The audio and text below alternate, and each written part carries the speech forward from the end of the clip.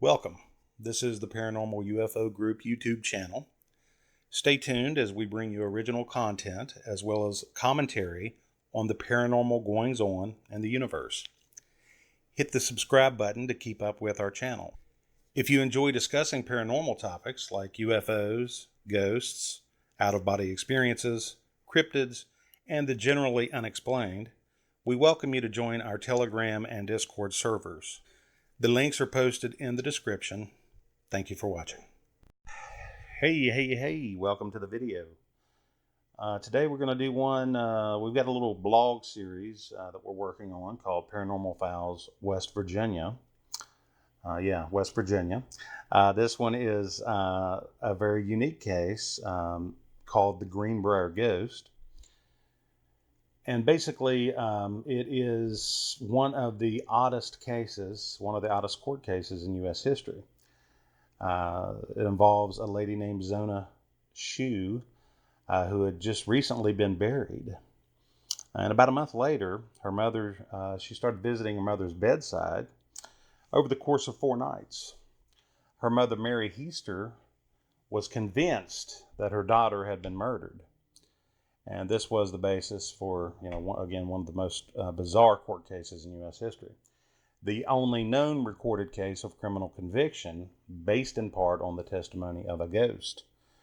And this is a uniquely West Virginia thing. I mean, these are the things we in West Virginia are known for, odd events. And just one more odd paranormal event from the annals of the Mountain State is this case of the Greenbrier Ghost. So Edward Trout, his nickname was Trout. We don't ask why. That's a wonderful nickname, Trout Shue. He was from Virginia. He came to Greenbrier County looking for work. He did find work with the local blacksmith. He was about 35 years old when he arrived. Now, he had met Zona. Zona and her family had come into town, and he had met her. They apparently were smitten with one another pretty quickly, and in whirlwind fashion, they wound up getting married. And then on, approximately 3 months later, Zona was found dead. What had happened on the morning of January 23rd, 1897. Now, again, Zona and Trout Shue had been married in October of 1896, so this was roughly 3 months later. Trout went over to the home of Mrs. Jones, and she and her son did help the Shues a lot with their errands and chores on occasion. And Trout wanted to know if Andy could go back to the house, because he's working in town as a blacksmith. Go back to the house, gather the eggs, see if Zona needed any help with anything. Apparently, Trout told Mrs. Jones that Zona was not feeling very well that day. And Mrs. Jones did explain to Trout that Andy had several other errands he had to run, but she would send him over right after. By all indications, at this point, Trout Shue returned to the Jones place 3 more times, and each time he was increasingly more frustrated that Andy had not been available. So then by about 1 p.m. that day, Andy went over to the Shue place, and he immediately felt uneasy. Now this, in a book account by Dennis Dietz, a book he had written called The Greenbrier Ghost and Other Strange Stories, he did interview Andy, who was the last living survivor involved in this case. Andy indicated that he arrived, the doors were closed, and all this is on the blog. Every bit of this story is on the blog. But he said that he immediately, the door was shut. He did go in, and as soon as he had opened the door, there was Zona laid out at the bottom of the stairs, he said it did look like she was looking up at him, laughing. He explained being very frightened, but he did reach down to shake her. And according to Andy, she was very stiff and cold. So then, of course, he went running back home. I think he was about 12 years old at this time. He went running back home to tell his mother what he'd found. She told him to go get the doctor, who was Dr. Knapp. and she went over to the blacksmith's shop to let Trout Shue know what Andy had discovered at the house. Now, it took about an hour for Dr. Knapp to arrive at the Shue home. When he did arrive, he did find that Trout had not only moved his wife's body from the place Andy had found her onto the bed, but had mysteriously prepared her for the funeral. It is said he dressed her in a high stiff-neck collar dress. What was further unusual is that typically in this day, women would have prepared her. Women in the community would have prepared her for the coffin, so to speak. Now, and also in Dietz's book, it is indicated that when Knapp tried to examine the body, Shue would cradle his wife's head and was sobbing. And apparently, Dr. Knapp, no doubt being a kindly country doctor, saw the duress and, didn't want to, upset him any further. So he kind of limited his examination. But he did notice that there was some bruising around the neck, but he was not able to fully examine the body properly. At that time, he did go ahead and officially rule the death as eternal faint, which is a heart attack essentially.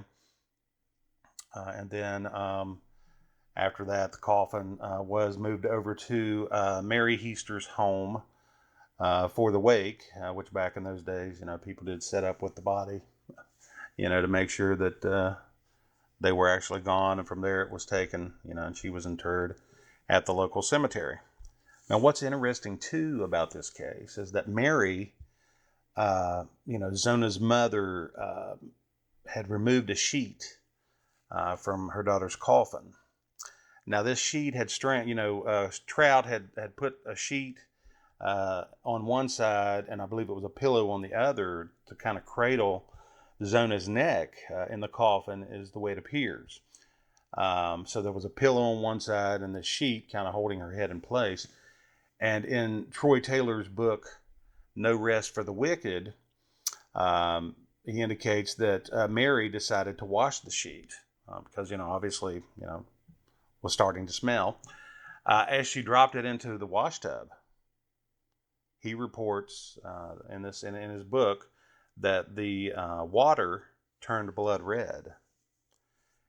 Now, after the water turned blood red, the sheet itself became pink, as though it had been dyed pink.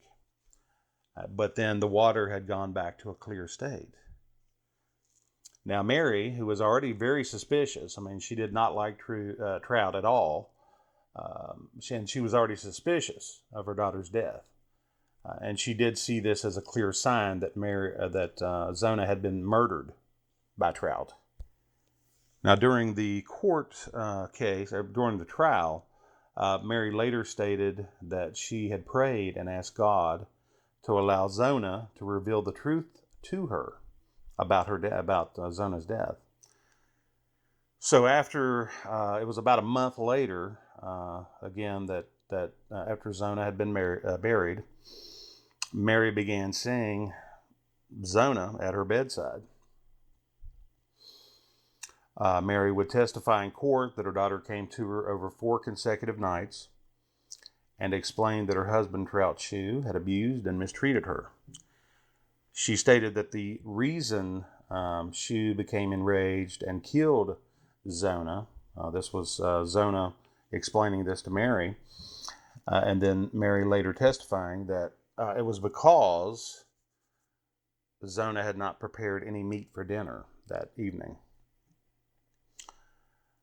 And also, the more interesting part of this is that Mary testified in court that Zona's neck had been broken at the first joint. And she knew this because in one of the visits by Zona turned her head completely around. Obviously, she didn't have the exorcist like we do to reference, but if you saw that movie, it stated... Mary stated that Zona did turn her head all the way around, so that would be an indication that your neck has been in fact broken. Now, after these visits, Mary went straight to the county prosecutor, who was John Preston, with this story. And, I'm sure Preston was, listening to a distraught woman who seemed very sincere. But apparently, he did make the promise that he would, speak to some people. So the first thing Preston did was go to Dr. Knapp. And Dr. Knapp tells him, well, yeah, as it turns out, I didn't really get to examine the body that well because of the way that Trout Shue was acting, that his behavior was odd. He also spoke to a lot of townsfolk who also said that, yeah, anytime somebody, at the funeral, when anyone would get close to the coffin, he was very protective of it, of the body. It didn't, and he would kind of hover over and kind of cradle the neck, and obviously very suspicious activity that some people may have just attributed to, horrible grief. But interestingly enough, it was based on this, mostly circumstantial evidence that Preston opened the case, and they were able to have Zona's body exhumed. And this time, after the body's exhumed, there was a complete and thorough examination and an autopsy, which Dr. Knapp did take part in. Obviously, it became evident upon this examination that the neck had been broken, just as Mary Heaster had said to Preston would be the case. And this was between the first and second vertebrae. In addition to that, her windpipe had been crushed, which of course suggests she had been strangled. The defense attorney for Trout Shue wanted to discredit Mary by bringing up the ghost story. Preston didn't want to bring it up because, naturally he thought that it would discredit her. But the defense attorney had the same idea. Well, yeah, it will discredit her, so let's bring it up. But in fact, what had happened when Mary took the stand and gave this very specific and very sincere description of the visits from her daughter, the jury took about an hour to deliberate, and Edward Shue, also known as Trout, was found guilty of the murder of his wife Zona. And despite the fact that 10 out of 12 jurors voted for the hanging, he was sentenced to life in prison. Now, after this, a lynch mob did come, did gather. You can kind of picture that from movies that, well, let's go kill the guy. They didn't, we want justice. But the sheriff in this case was tipped off, so he was able to actually hide Shue in the woods until he was able to disperse the crowd. And subsequently, Shue was sent to the West Virginia State Prison at Moundsville, which is another one of our haunted attractions here in West Virginia, where he did die less than 3 years later of a, quote, unknown illness. From what we understand, Mary Heaster never stopped grieving for her daughter, and also that Zona found peace, and she never did make any more visits that we're aware of. Mary Heaster did live until 1916, and that pretty much wraps up the case in summary. Again, there's some more details over on our blog at paarufog.com. And there is a marker, a Greenbrier ghost marker in the state of West Virginia that kind of gives the story out, but that you've seen in the video here. But, if you guys enjoyed this, if you please like, subscribe. We hope to bring more content to you. If you enjoy discussing the paranormal, you can join us at our Telegram chat. We will post the links in the video. And I do want to thank everyone for taking the time to listen to this story.